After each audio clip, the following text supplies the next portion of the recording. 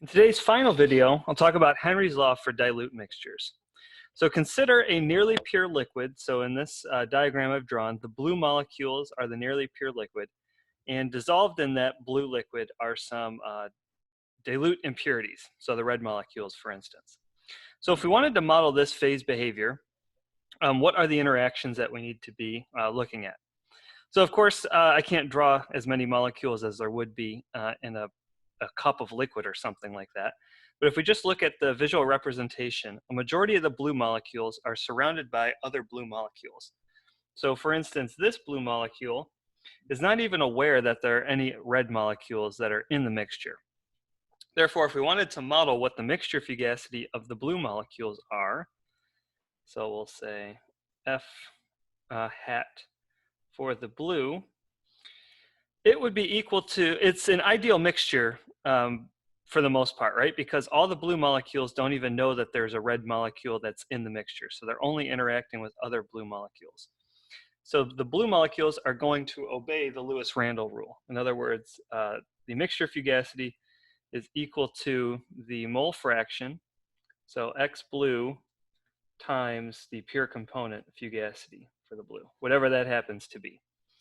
And this is because it behaves ideally. Now in this example, the mole fraction of the blue molecules is nearly 1, but not quite. So the mixture fugacity would be equal to the pure component fugacity. What about for the red molecules? Could we say that the mixture fugacity for the red molecules is equal to X red times the pure component fugacity for red? In this case, this would not make sense because the red molecules are not interacting with any other red molecules. So we don't have to worry about the interactions that red has with other reds and compare it to reds with blues. So this is not the correct, it shouldn't be a mixture fugacity. They're meant to write pure component fugacity. This is not the correct mathematical expression. Instead, we say that the mixture fugacity for red is equal to the mole fraction of red times some other proportionality constant. This is called H, which is Henry's law constant.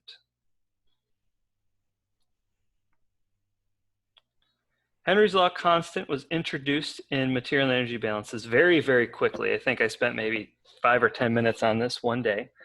It's a cousin to Raoult's law. And Henry's law is the one that is good for dilute mixtures. So in Henry's law, the expression is yi times p is equal to xi times hi.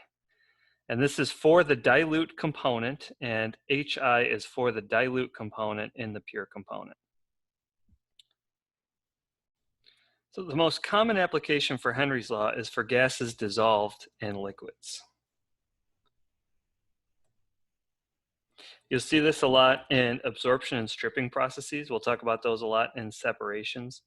That is when you have an impurity that is, a stripping operation would be when you want to remove the red molecules from the liquid blue molecules.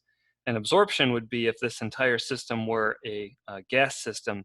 Stripping would be removing the impurity from the gas phase to clean it. So from everyday life, a common application of a gas dissolved in a liquid that you might describe with Henry's law is CO2 bubbles in soda, or oxygen dissolved in fish tank water. So where would you go about finding these Henry's law constants?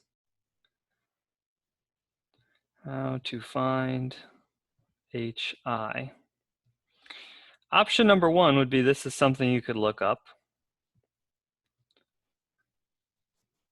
Look up in literature.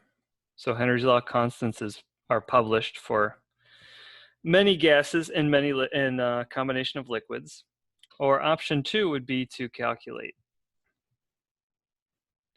And the calculation that you use for Henry's law constant is HI is equal to the pure component fugacity as a function of temperature and pressure times the infinite dilution activity coefficient.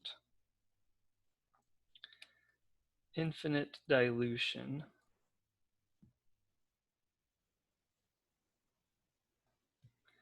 activity coefficient. This is the value of the activity coefficient as xi goes to 1. This is gamma I, well, write it like this, the limit of gamma I as xi goes to 0. Of course, this limiting value as xi goes to 0 is difficult to predict experimentally. But the other day when I did that Excel tutorial video, when I was modeling the activity coefficients, I was able to. So for example, for the one parameter Margulies,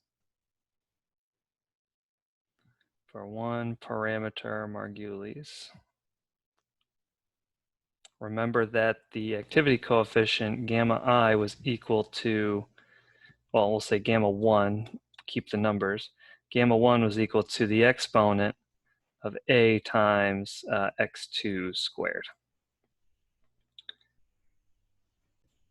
And you could also write x2 as 1 minus x1. So this is exponent of a times 1 minus x1 square. And if we're taking the limit as xi or x1 goes to 0, this is just 1 square, so it's 1.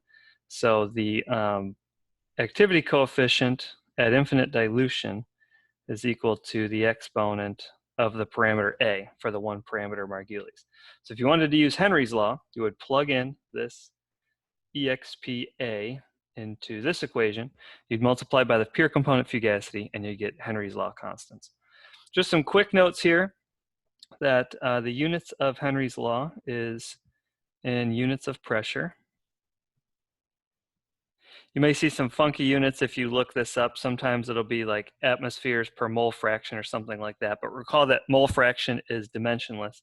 Sometimes they adjust the units to make it a little bit easier to know what units you're going to get back. Or sometimes it'll be like atmospheres times mole fraction divided by ppm or something like that, to reflect the fact that a ppm is a parts per million. So sometimes in the liquid phase, you'll have parts per million on the length scale, on the scale, as opposed to like a regular mole fraction. But may sometimes account for funkiness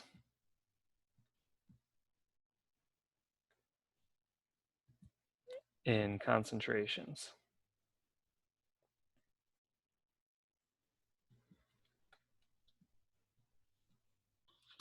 So I'm going to wrap up for today.